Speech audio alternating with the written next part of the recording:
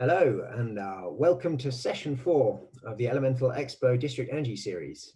This series is brought to you by Buro Happold, an independent multidisciplinary engineering consultancy, and Danfoss, an international supplier of hydraulic equipment, heat exchangers, valves, and innovators in the district energy space. My name is Justin Etherington. I'm an associate director in the energy team, and I'll be chairing the session today. We offer bespoke, independent energy consultancy for energy strategies, compliance, and industry research across a range of scales, from single buildings all the way up to new cities and local area energy planning. We believe that decentralized energy is the key, one of the key strands to mitigating climate change, but it is key that it must provide resilient, affordable, flexible, and green heat. So today, we're going to be discussing what does the future hold for district energy. This is part of a series that we've been putting on with Danfoss and Elemental, running through the state of the market, trends and technologies, regulatory frameworks, financing of heat networks, and today's session about the future. The future is an exciting time, and the question is, what role can district energy play in the future for the UK's transition to a net zero future? And I'm happy to say on the panel today, I've got the following speakers. Would you like to introduce yourselves? Thanks, Justin, and good afternoon, everyone. I'm Tom Elliott. I work at the Energy Systems Catapult. We're primarily a research organisation looking into a range of technology to help support transition to net zero across heating, power, and mobility. I sit within our business model innovation team, and so spend the majority of my time understanding how we can harness the value created through new technology options and opportunities. Thanks, Justin. Hi, Tom, Phil. My name's Paul Foulkes. I'm the president of the KNX UK Association, and I also am the KNX UK business manager for Taben, which is a manufacturing company of KNX equipment. KNX is a building automation protocol. It's a worldwide standard, European standard, US, and the Australasian standard as well. What this will allow to do is to give that field level of control across your buildings. So this is sort of where this sits within that district heating network. Hello, my name is Phil Proctor. I work as part of Buro Happold's energy team and lead on smart energy strategy, and that includes the integration of heat and power and looking at how we can facilitate the rollout of low carbon heat across the UK, but also overseas as well. And as part of that, we look at the digital integration of systems, the better use of data, smart control and management, and integration with utilities. Thanks, Phil.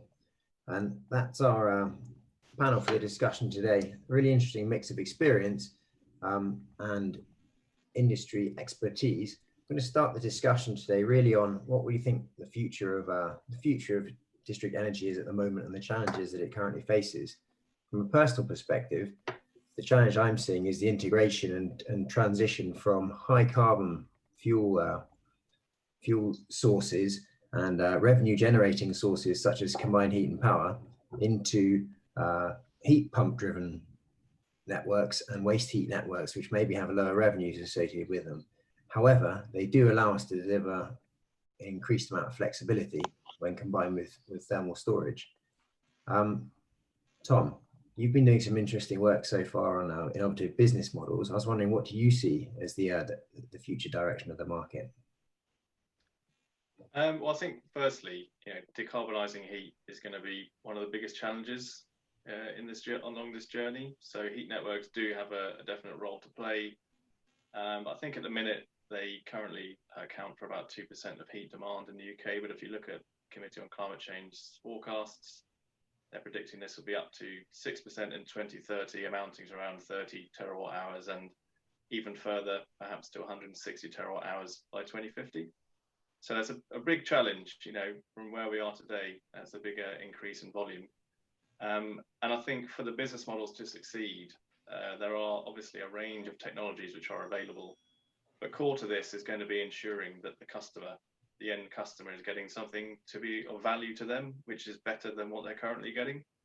And the problem we've had in the sort of energy industry as a whole for the past 10, 15 years, we've had a limited amount of suppliers offering pretty much the same product. So the only way that customers have been able to differentiate what the product is, or differentiate the solution offer, has been by price, and therefore it's led to customers being very disengaged, and cheapest offer wins.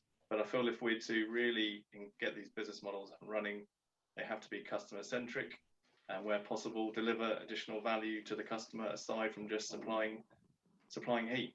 So from a personal point of view, I think it is less about the technology in the first instance, but really understanding how the business model can deliver specific and valuable outcomes for the customer.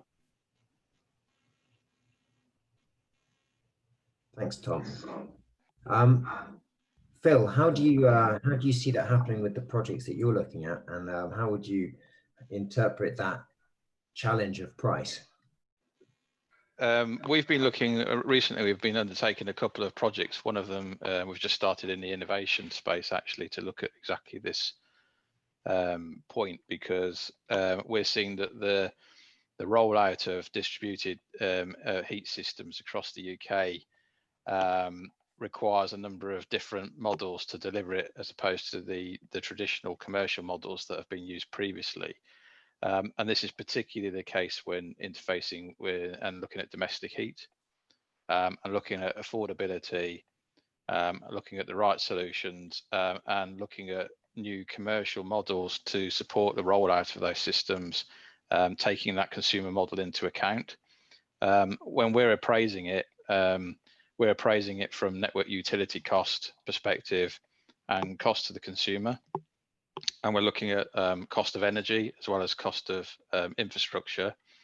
And we're looking at new ways to understand and work with relevant groups, such as ESCOs, such as community energy organisations, local authorities, etc., in terms of how to roll this out with the form of new services. So, for example, heat as a service could be a really relevant part of this. And when we're undertaking our scheme assessment and including techno-economic analysis, obviously the type of service proposition determines the cost of the system and the returns that the system can make. And that has a big factor in terms of how it supports the business case for rollout as well. And then linked to that, we're seeing that better consumer data in terms of how consumers use energy today and how you can bring them along on that journey actually reinforces that ability to then transition the consumer base to get communities more involved with this transition, rather than trying to do it in a way that rolls out where they're not involved and can be seen to then hit a number of barriers in terms of consumer acceptance as well. So there's a lot of synergies there between appraising consumer options, offerings, costs, and factoring that in right at the outset in terms of the design process and cost evaluation of the right systems. And underpinning this innovative business model or change in business model to be consumer centric, what do we need physically to do that? What's the difference between what we're able to offer in a new service or what's the traditional model has been? Is that to do with the data we can collect? If I start with what we're doing, and then others can chip in, but we've placed a lot more value on collecting consumer data, including aspects around occupational data and property performance data, energy utilization, etc., to bring that in. And the reason for doing that is because then you can better understand how energy is being used, you can better size the system, you can best target different energy services. So that's very much data based, and you can bring that data in and use that in conjunction with other data sources around utility data, for example, then to understand how you translate those services into an infrastructure solution. Cool. Yeah, just to add to that, I'd say the Catapult delivered a 3-year research project on behalf of BEIS, looking into what customers actually want from their heat. And they found some really interesting results and explored the concept which Phil mentioned around heat as a service. But fundamental to that program was understanding what does that service needs to be. And currently, one of the biggest challenges is that customers don't understand the unit of the product they're being supplied. You know, people, all they know is if they switch something on, they'll get some heat, but they don't really know when, how much it's going to cost, or what temperature they're going to get to. So I think understanding consumer preferences from data is fundamental, and then using that information to install more appropriate and better controls within the home so that customers are more easily able to reach the targets and aims of them heating their home. So for example, we looked into this concept of a warm hour. You know, how would people react if rather than supplying them kilowatt hours, you were just giving them a price for how much it would take to make their home warm? And in reality, there's a real challenge about how you go about delivering that. But I think it does highlight that people, if you can explain the concept of what you're delivering them in more easy to understand terms, people are more likely to become engaged in that service rather than at the moment, where it's just a kind of sort of marginal cost of production pricing methodology. Paul, is that something from home automation? Yeah, certainly. There's people over the last sort of 5 or 6 years, people are getting much more used to a level of home automation. Now, there's from my point of view, I always think of full home automation and not gadgets such as replacing your standard thermostat with something digital on the wall. That's not home automation. But with full home automation, if you've got that in the building already, so it's part of something that people are used to, that potentially developers are used to, that information, that what temperature that room is, how often that room is used, whether there's setback temperatures, how much time people spend on holiday. So all of that information is already in the house, it's already in the building. Because it's being used to run the heating system or run the lights or whatever, the security system, whatever it happens to be. So by being able to extract that data, that feeds into both what Tom and Phil are talking about, which is allowing the people to see exactly where that energy is needed and how it's being used. But it's interesting what Tom was saying, that getting consumers to engage with how they see their energy and how it's not just a case of the use of energy. People do want to see stuff, to see sort of a response when they turn a thermostat or they set a timer. They want to be able to measure that and also see the effect on on their bills. How much is it going to cost them?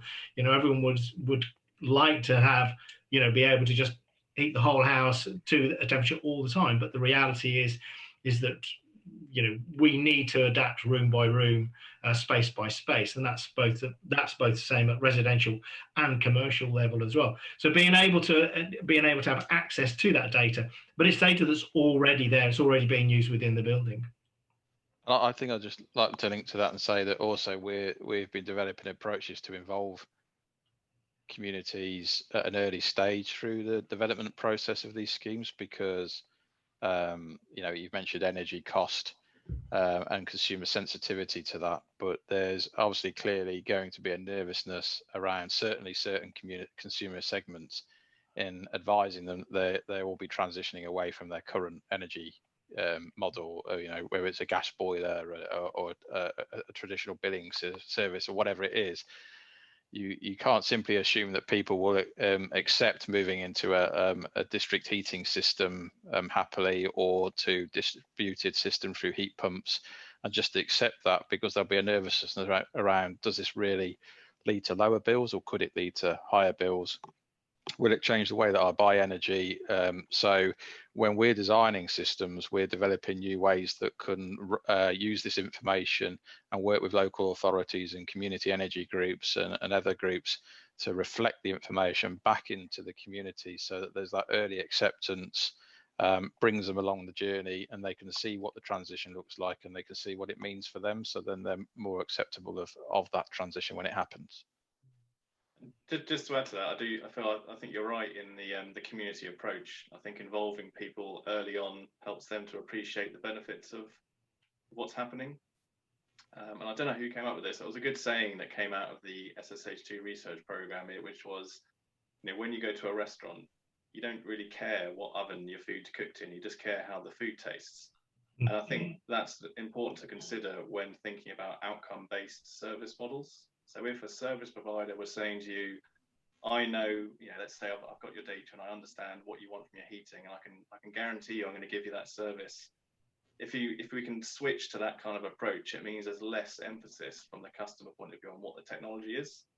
Because I think you said earlier, and I agree with, there's a range of technology options available.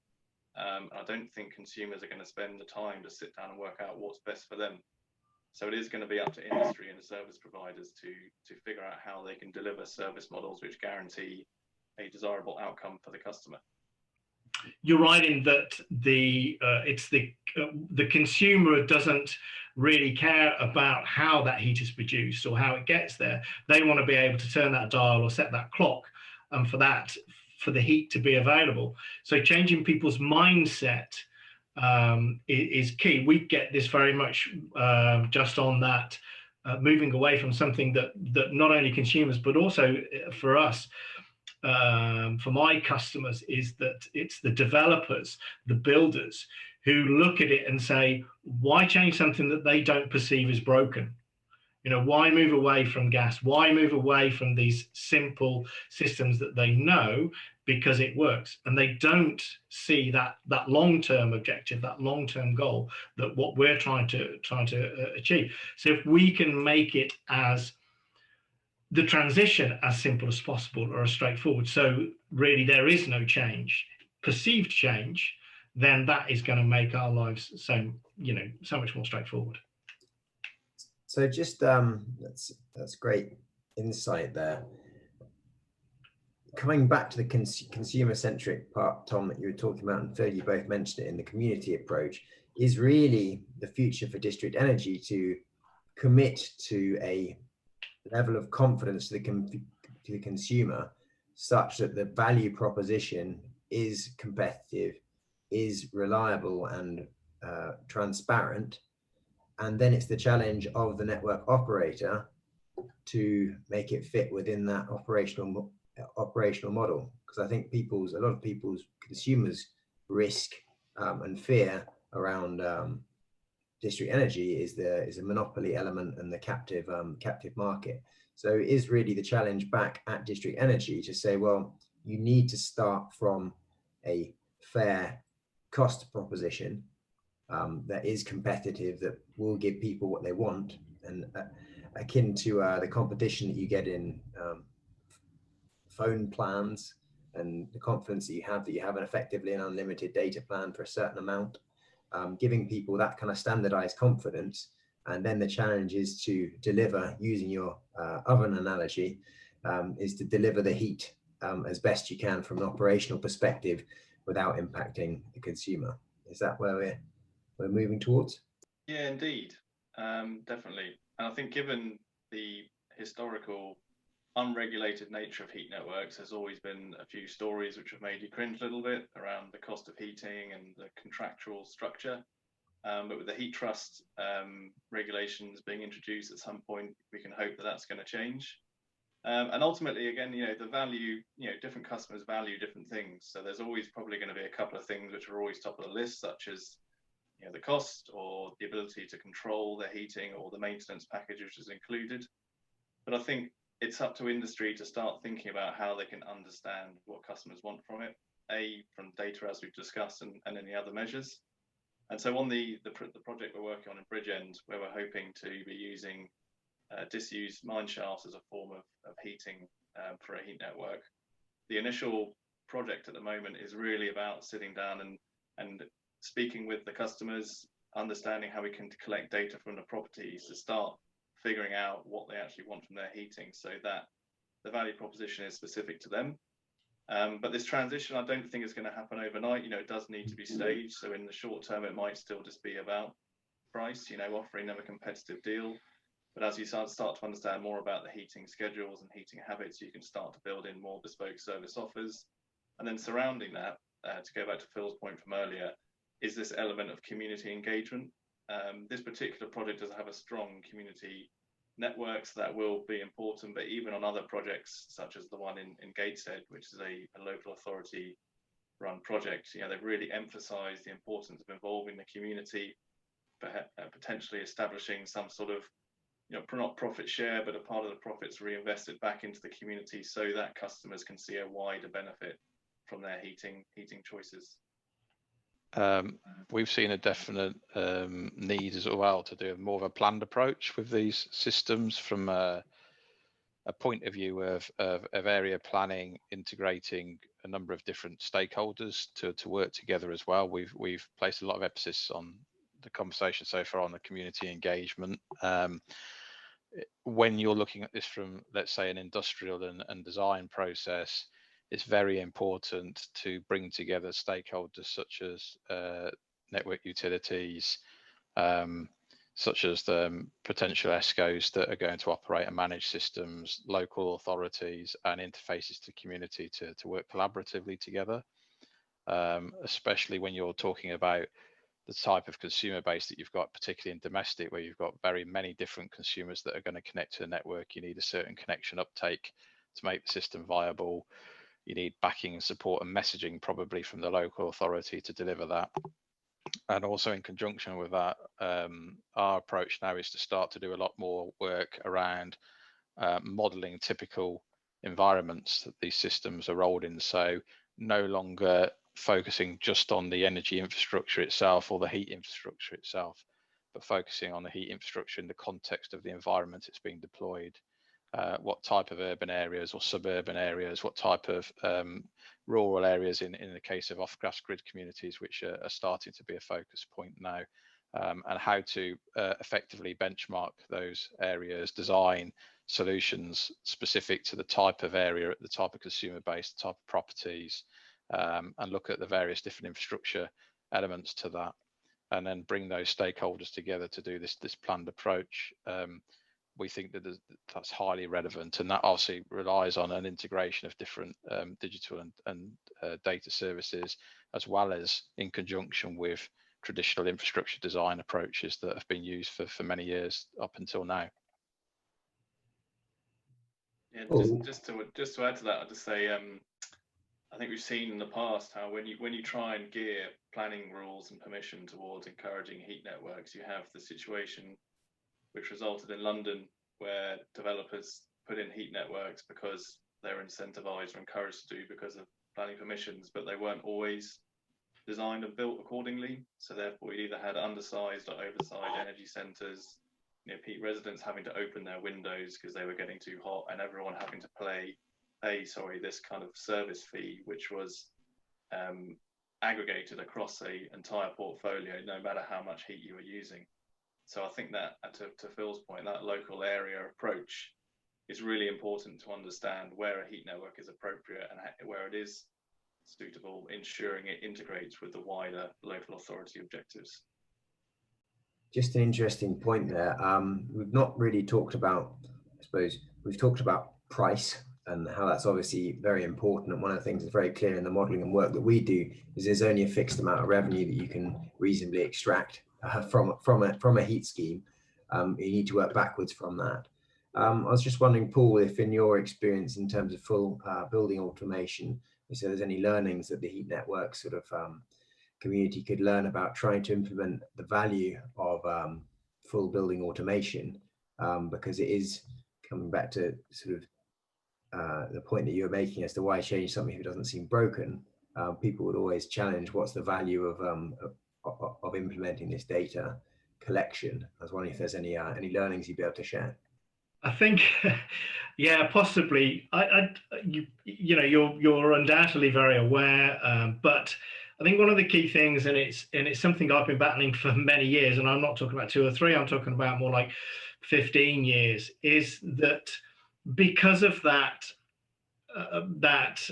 viewpoint that if it ain't broke, don't fix it, is that and also the building model, the way that we build in UK, which is an incredibly siloed approach, I'm sorry, is just broken, and it doesn't fit the model of either whether it be district heat networks, whether it be assisted living, whether it be centralized monitoring of this, even down to the point of home automation, where if we need to if we've got the technology, which we're sort of getting there, we've got the involvement of stakeholders, we've got the capabilities to do all of this, but we still need to convince the developers, the people who are actually building the buildings, that this is the best way to be doing it. Or in that particular instance, saying an where it would be off grid, off gas grid, or whatever situation where district heating fits, then it should be the fit. And so we need to completely break that silo approach, getting the M&Es together right at the beginning of the project. That has to happen, and it often doesn't happen. That they don't, there is no sort of integration of that, and that level of integration from top down, all the way from us as consultants through to the designers, the engineers, the consumers, the operators, the builders. Everyone needs to be basically sitting around the virtual table at the start. That's a key issue that we have with home automation already. It's slowly happening, and I think that is always going to be a challenge for the district heating, moving district heating forward. It's hopefully that the regulation that is in place at the moment, although it's very, very limited, about decarbonisation, will force those developers. But otherwise, we have to keep shouting and keep pushing all the time. And just to add to that, totally agree with what Paul said. But if you take the proposed ban on boilers in 2025 as the method that government are going to take to force developers, even if they do that, the developers are going to need a supply chain to respond. And at the moment, on the domestic setting anyway, the heat pump supply chain just isn't there. It does respond at the moment to opportunities which exist, but if we had a situation tomorrow where gas boilers were banned, heat pumps were in, I don't know how we'd respond. So I think you'd all of a sudden see a load of companies cropping up overnight, which leads to potential risk on the install, leads to worse outcomes for the customer. So I think any plan or any changes to try and move towards decarbonised heating, whether it be heat networks, heat pumps, whatever, it needs to also be backed up with an appropriate supply chain, which has been trained not only in the heating technology itself, but how it integrates with the home, how that integrates with the customer. And we almost need a new kind of syllabus or approach as to how we're going to train the supply chain. Building regulations have to lead and not be driven by the builders themselves, by the big building companies. And that regulation, as Tom said, has to be in place before 2025. You cannot just change. That is only, it's less than 5 years away. And are we really prepared for that? I was just going to pick up on a point that's interesting, is I think that also we're talking about there being an ability for interfacing. And I think one of the challenges that you have is where you have closed protocol, which means that people are locked into a certain manufacturer or a certain approach. And that's one of the things that's been really interesting about some of the national responses to the pandemic, is actually where people have worked with open protocol data, incredible steps have been made very quickly. And that's something that, whilst it is in real conflict with GPDR and people's personal data, an ability to be able to interface technologically with an open protocol to allow for different components, and be that different automation levels in the home, coming back through to network protocols for district heating networks, which then, as Phil mentioned, need to really be thought of as a utility in complement to power networks on the side to work together. Because what we shouldn't forget is that in changing and transitioning, there's an enormous load which moves from a very high capacity gas network into our electrical network, and it's not just possible to roll out heat pumps everywhere. So that's where this local area energy planning has to come into it, but also there being an agreed open protocol to allow multiple elements from the supply chain to talk to each other without the complexity that we so often find with some of the existing systems historically. Excuse me. I would just say, Justin, I think interoperability is hugely important. I'm not an expert on the subject matter, but a colleague of mine, Daniel Mee, did write a very good report on the importance of interoperability. If we really want to have this truly dynamic energy system, which allows for consumers to participate and engage in the energy market and provide value to the system rather than just system providing value to them, it will be really important for interoperability. And I can remember back to the days where the UK wind industry was trying to take off in the UK, and everyone was being very guarded about their approach, and eventually got to the point where I think policymakers did sort of give them an ultimatum to say, it's not working yet, but if you want our continued support, you're going to have to make it work. So they all ended up opening their books for a while and sharing knowledge, and before we knew it, the industry took off. So I'm not saying you can replicate that in heating, but I think there's definitely a case to be made for having a more open and shared system between manufacturers, so that the future value of the system can be captured. Yeah, we're promoting a shared relationship, whether that's from a data point of view or open dialogue between utilities and developers and communities to better plan these systems, as I touched on earlier. But that also enables a more system-based response and a planned response in delivering infrastructure whilst involving consumers as well as the system design process to allow that happen. And then by taking that system approach, you can build in interoperability between the systems in a far better way. That can translate into better integration of platforms, digital platforms, better selection of the right technologies to deploy to deliver those services. It could include incorporating thermal and power storage as part of the process, which otherwise you wouldn't deploy because you haven't done that assessment to understand how you can leverage that capability.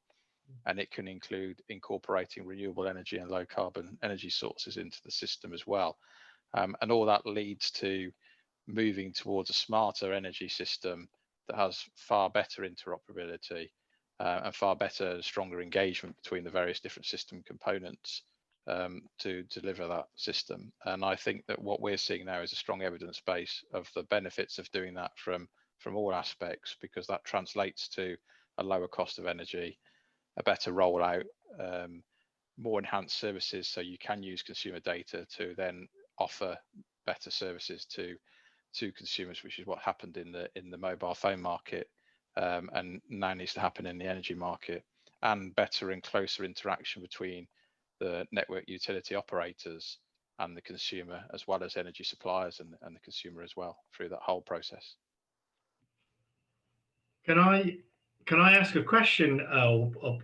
Is there a place for a strong regulation coming from the government to say that, you know, a certain not protocol, that's not the right way of putting it, but a certain standard of communication should be achieved within this? So, you know, whether it be every district heat network, say, has to operate on a certain communications network, so they can be linked together. Is there place for that, or is it? Do you think it's better to let the systems evolve and to let there be a natural competition?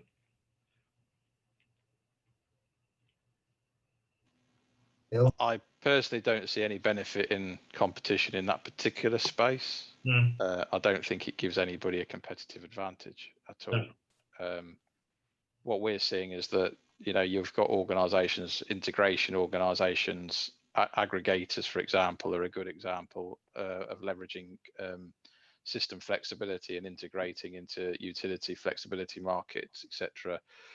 They've grown up based on developing interfaces and using sort of standard processes for that interfacing. So the packages themselves can be very different, but the data transfer it's done through standardized methods, and that's proving, very effective in terms of delivering services there. And I think translating those services into the heat market is going to pay dividends. So why would it benefit any organisation to close that up? I don't think it will, and that's different from having protocols, if you like, down in the automation and the control of the plant. But this is about the sort of higher tier control and integration piece, where you can integrate home energy management with system operation, with utility flexibility systems. They're all possible currently, I think, through APIs, and that's the way it should stay, really. Thanks. Okay. I think it's been a great conversation. I think we're at a time when it'd be really great to hear what your one wish would be to develop the future solutions. Tom, I'm going to put you on the spot first. What would your one wish be to take this forward? I think there's quite a few, but if we're just focusing on the link to district heating, for me, I think it is more about having greater emphasis, either through regulation or some sort of other market incentive, regarding this approach to local area energy planning, so that we can ensure where big investment in capital equipment for things like heat networks is being made, we can ensure that that's well integrated with other parts of that local system and ensure that maximum value is captured. For me, I think it was, and again, this comes out of my experience from the home automation, is I just wish developers were made far more aware. So, we need to preach, say, outside of the church, talk to those people who are on the edge of the edge of this conversation, and bring them into the conversation and make them aware. And I think that's something that, as Tom pointed out, market incentives, regulation, but also from us as well, to actually get out there and inform people. I think, to say, consumers, yes, but developers as well. These are the people that are going to be building this, who need to put this into place. So yeah, I think, higher level of awareness. Great, thanks. And Phil? From my perspective, and talking from a Buro Happold perspective in terms of what we offer and our services, I think we continue to build on what we're doing now to see really high value in an integrated design approach to these systems that involves consumer data, design, industrial data, utility data, and integration between the various different stakeholders through an integrated design approach.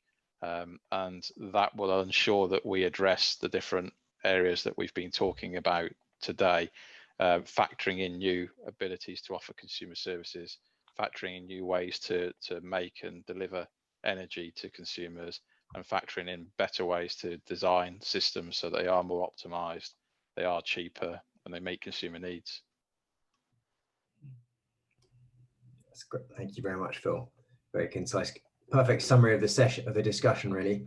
I think that's been an excellent exploration of the value of digitalization and data in district energy, and actually really understanding the end-to-end aspect of the system that it needs to address, but starting importantly from the consumer, because without the consumer, you don't have a project. So understanding the way that we move and get consumer confidence that a district energy solution is good for them, but also then learning about their own behavior, adapting the system that we put in to allow better value to be delivered to them, but also enabling the information, which is all too valuable to operation, to be transferred up the network to allow for the maximum benefit from an operational perspective to be provided. So thanks very much for an excellent conversation today, and see you next time.